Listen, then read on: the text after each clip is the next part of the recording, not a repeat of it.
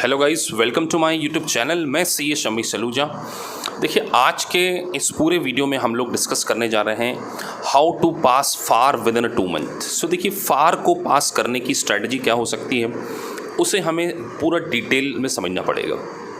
तो आगे मैं आपको FAR सब्जेक्ट को पास करने की स्ट्रैटेजी आप लोगों के सामने डिस्कस करने जा रहा हूँ। सो मीनवाइल आप हमारे चैनल को लाइक एंड सब्सक्राइब कर दीजिए ताकि आपको टाइम टू टाइम नोटिफिकेशन मिलते रहें, ताकि सारे इंटरनेशनल कोर्सेज़ के बारे में आपको जानकारी मिल सके। और स्पेशली अगर मैं बात करूँ तो CPA में सारे सब्जेक्ट की जो स्ट्रैटेजी है वो एक एक करके मैं आप लोगों को बताने वाला हूँ। तो आज का जो पूरा टॉपिक है वो रिलेटेड टू है फार। देखिए, फार सब्जेक्ट जो है वो काफ़ी डिफ़िकल्ट पड़ता है बच्चों को। स्पेशली अगर मैं बात करूं, फार उन स्टूडेंट्स के लिए तो काफ़ी डिफ़िकल्ट होगा जिनका कि चार्टर्ड अकाउंटेंसी बैकग्राउंड नहीं है, जो सिंपली ग्रेजुएट हैं, BCom हैं, या जिन्होंने CA इंटर को पास किया है, या MCom या MBA के बाद CPA को प्लान कर रहे हैं। सो स्पेशली मैं आज उन लोगों बच्चों से कहना चाहूँगा कि अगर आप चार्टर्ड अकाउंटेंसी नहीं है, देखिए चार्टर्ड अकाउंटेंट के लिए FAR सब्जेक्ट को क्रैक करना कंपैरेटिवली आसान होता है, क्योंकि अगर आप देखें तो जो फार का जो करिकुलम है उसमें है IFRS, international financial reporting standard, और US GAAP। So being a chartered accountant student आपको आसान इसलिए पड़ जाता है क्योंकि आप CA फाइनल में पूरा इंड एस पढ़ते हैं, और इंड एस बेसिकली क्या है, IFRS ही है। तो IFRS का कन्वर्ट फॉर्म ऑफ IFRS है। सो CA फाइनल की जिन बच्चों ने स्टडी कर रखी है उनके लिए तो फार को पास करना काफ़ी आसान होता है। लेकिन अगर मैं सिंपली BCom ग्रेजुएट या MBA पर्सन या जो नॉन CA बैकग्राउंड है, सो उनके लिए कुछ स्ट्रेटजीज़ के बारे में बात करूंगा। तो सबसे पहले गाइस, आपके बेसिक कॉन्सेप्ट्स बहुत क्लियर होने चाहिए। अगर एक BCom ग्रेजुएट स्टूडेंट CPA के FAR को क्लियर करना चाहता है तो उसके बेसिक अकाउंटिंग फंडामेंटल स्ट्रांग होना चाहिए, जैसे इसकी सारी जनरल एंट्रीज किस तरीके से पास होती हैं, उसके बाद बैलेंस शीट डेट के एडजस्टमेंट्स हैं, bank reconciliation is also very important part. आपका कैलकुलेशन, देखिए क्या होता है कि आपको वहाँ पर बच्चों जो क्वेश्चन सॉल्व करने हैं वो बेसिकली MCQ सॉल्व करने हैं और सिमुलेशन सॉल्व करने हैं। तो उसमें आपको पूरा एक ट्रेडिशनल वे में डिस्क्रिप्टिव क्वेश्चन सॉल्व नहीं करना है, तो आपके पास एक कैलकुलेटर ट्रिक्स आनी चाहिए, क्योंकि आपको एग्जाम में सिस्टम के ऊपर ही कैलकुलेटर मिलता है जिस पे आपको क्वेश्चंस करना है। सो आपका कैलकुलेशन बहुत ही क्विक होना चाहिए। अगर आपका कैलकुलेशन क्विक नहीं है तो कहीं ना कहीं आप एग्ज़ाम में 4 घंटे में लैग कर जाएंगे और आपका पास होने के चांसेस थोड़े से कम हो जाएंगे। सो जनरली आपको एक बात ध्यान रखना पड़ेगा कि कोई भी इंस्टीट्यूट आपको जब क्वेश्चंस करा रहा है तो वह डिस्क्रिप्टिव मैनर में ना कराएं।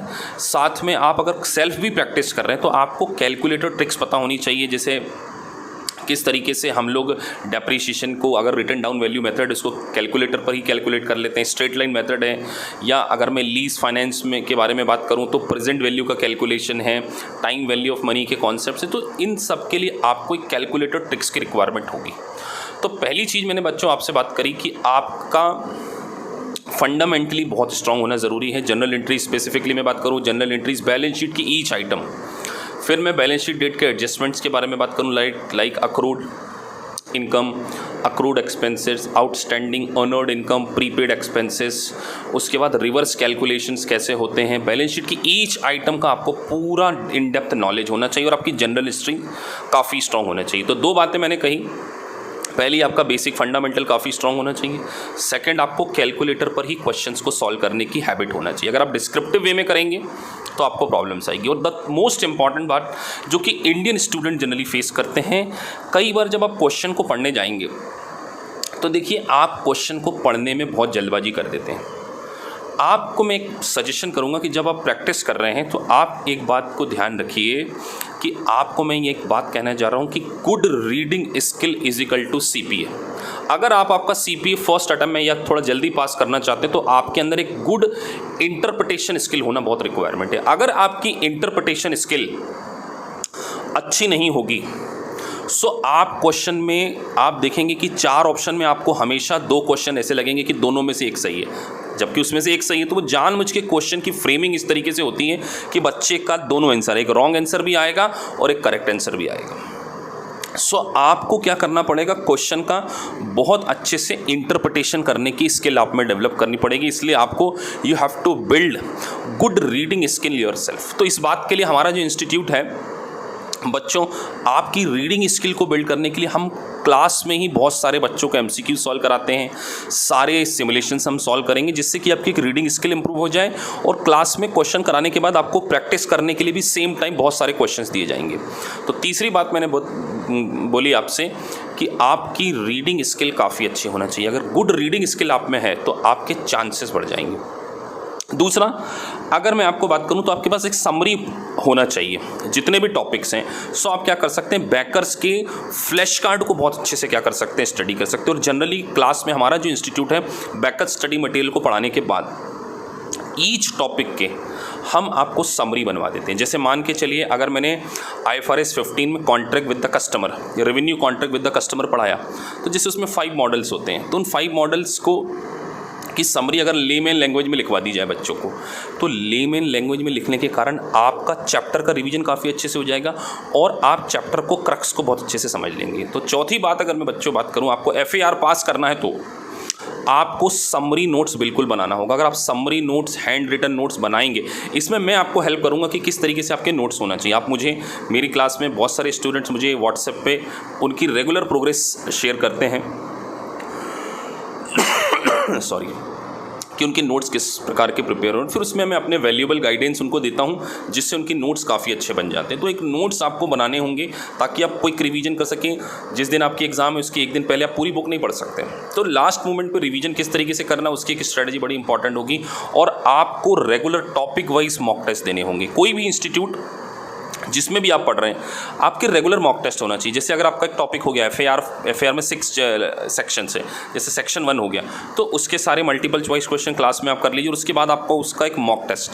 सो मॉक टेस्ट में आप अपने आप को असेस कर पाएंगे कि वेयर आर यू स्टैंड, अगर आप कहाँ स्टैंड कर रहे हैं और आपसे कितनी गलती हो रही। क्योंकि बच्चों, इसमें जो पासिंग परसेंटेज है वो 75 है, तो आपको 75 स्कोर करना पड़ेगा। तो 75 अगर आपको स्कोर करना है, so you should have high level of skill. So इसके लिए आपको क्या करना पड़ेगा, 3 टाइम्स एटलीस्ट रिवीजन करना होगा। हमारा इंस्टीट्यूट क्लास में पूरा सिलेबस फिनिश होने के बाद एक बार बच्चों को खुद रिवीजन कराता है और 3rd रिवीजन बच्चे अपने आप करते हैं। उनमें जो भी डाउट्स आते हैं उनको हम क्या करते हैं, यहाँ पे क्लैरिफाई करते हैं। तो 3 रिवीजन मस्ट है FAR में। और आपको एक और बहुत ही ज़्यादा इंपॉर्टेंट बात मैं करूँ, आपको एग्ज़ाम के वेटेज के अकॉर्डिंग पढ़ना होगा। क्योंकि देखिए, CPA ने, AICPA ने अपने ब्लूप्रिंट में परसेंटेज चैप्टर्स के बता रखे हैं कि किस पोर्शन में से कितने ज़्यादा क्वेश्चन पूछे जाते हैं और किसका वेटेज कितना है। तो you should have clear idea about what the percentage are. उसके बाद AICPA के मॉडल टेस्ट पेपर भी देखिए, अगर आप वेबसाइट पे जाके देखेंगे तो AICPA ने मॉडल टेस्ट पेपर दिए हुए हैं CPA के सारे सेक्शंस के। तो FAR सेक्शन के आप क्या करें, एक बार पूरा कोर्स फिनिश होने के बाद उस AICPA के मॉडल टेस्ट पेपर को क्या करिए, आप सॉल्व कर लीजिए। उसके बाद अगर मैं बात करूं बच्चों, आपका क्वेश्चन में एप्लीकेशन ऑफ माइंड होता है। तो आपको एप्लीकेशन ऑफ माइंड के लिए आपको कॉन्सेप्ट को समझना पड़ेगा। n नंबर ऑफ क्वेश्चन तो इंपॉर्टेंट है, क्वेश्चंस आप बहुत सारे कीजिए, लेकिन आपका कहीं ना कहीं कॉन्सेप्ट पार्ट क्या होना चाहिए, काफ़ी स्ट्रांग होना चाहिए। इस बात को ध्यान में रखते हुए हम लोग आपको हर चैप्टर के कॉन्सेप्ट रजिस्टर भी बनवाते हैं कि जैसे कोई चैप्टर पढ़ा दिया उसमें क्या क्या कॉन्सेप्ट लगते हैं। जैसे अगर मैं बात करूँ, डेरिवेटिव्स चैप्टर है, तो डेरिवेटिव्स में किस तरीके के कॉन्सेप्ट्स होंगे, हेज अकाउंटिंग में किस तरीके के कॉन्सेप्ट्स होंगे, फाइनेंस लीज और कैपिटल लीज, ऑपरेटिंग लीज के क्वेश्चन के कॉन्सेप्ट्स क्या होंगे।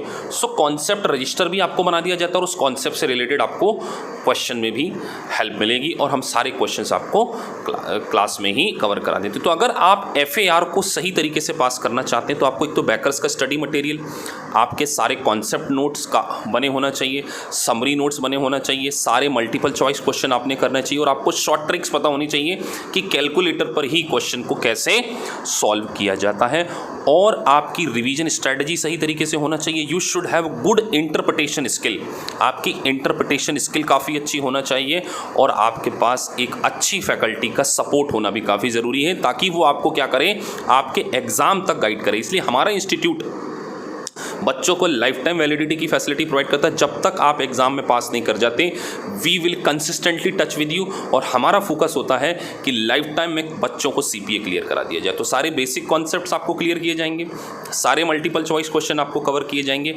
अगर आप आपका CPA 1 गो में पास करना चाहते हैं तो आप हमसे जुड़ सकते हैं, नीचे लिखे व्हाट्सएप नंबर पर हमसे कॉल कर सकते हैं। हम आपको प्रॉमिस करते हैं जो आपका ड्रीम है वो हमारा ड्रीम है, हम आपका ड्रीम एनी हाउ क्या करेंगे, फिल करेंगे। बस आपको हमारे साथ स्टिक रहना है। और अगर आपने हमारी बातें फुलफिल कर ली, हमारी कंडीशन, रेगुलरिटी इन क्लास, हमारे मॉक टेस्ट और बैकर के सारे मल्टीपल चॉइस क्वेश्चन, आपका CPA फर्स्ट अटेम्प्ट में पास करना, ये हमारी responsibility, it's our responsibility, it's कि हम आपका क्या करें, CPA क्लियर किए। तो आप हमारी क्लास में डेमो ले सकते हैं। अगर आपको अच्छा लगे बच्चों तो ही आप ज्वाइन कीजिए। आप बहुत सारे इंस्टीट्यूट हैं, लेकिन हमारा कमिटमेंट बच्चों के साथ में पर्सनल अटेंशन है, और पर्सनल अटेंशन के कारण ही सारे स्टूडेंट्स हमारी क्लासेस में पास कर रहे हैं। So thank you guys for watching this video. Please like and subscribe the channel so you will get the time to time all the notification. And last but not the least, खुश रहिए, खुशियां बांटते रहिए। जो इंसान जिंदगी में positive है वो अपनी जिंदगी नहीं सारे वर्ल्ड की जिंदगी चेंज कर सकता। तो मैं आपको प्रॉमिस कर रहा हूं कि आप अपना कदम बढ़ाइए, आप एक कदम बढ़ाइए, हम आपके आगे 4 कदम बढ़ाएंगे, और आपका US CPA, आपका ड्रीम, ये हमारा ड्रीम है, और ये dream will fill together. Thank you guys, thank you very much.